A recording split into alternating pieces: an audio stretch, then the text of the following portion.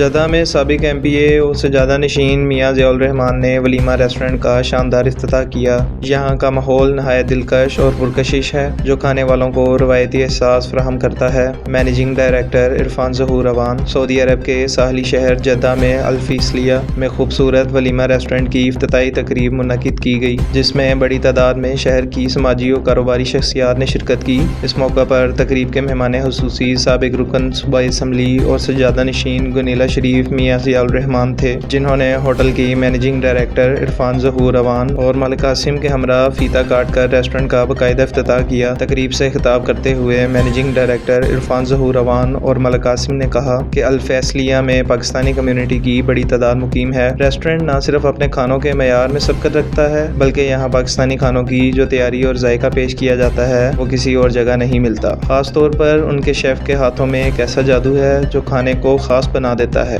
انہوں نے مزید بتایا کہ ہم کبھی بھی معیار اور ذائقے پر سمجھوتا نہیں کریں گے۔ سعودی عرب ہمیشہ سے مختلف ممالک کی ثقافتوں اور روایتی کھانوں کا مسکن رہا ہے۔ مختلف ذائقوں کے مشہور ریسٹورنٹ خطے میں جدید سماجی زندگی کے لیے مضبوط ستون کا کام کر رہے ہیں جو معیاری کھانوں کے ساتھ دلکش ماحول بھی مہیا کرتے ہیں۔ اس موقع پر لوگوں کا کہنا تھا کہ ولیمہ ریسٹورنٹ بہترین کھانا، عمدہ ماحول اور پاکستانی روایت کی جھلک ہے۔ یہ سب کچھ ایک ہی جگہ پر موجود ہے۔ تقریب کے اختتام پر میاں ضیاء الرحمان نے دعا کروائی، ریسٹورنٹ انتظامیہ کے لیے نیک تمناؤں کا اظہار کیا۔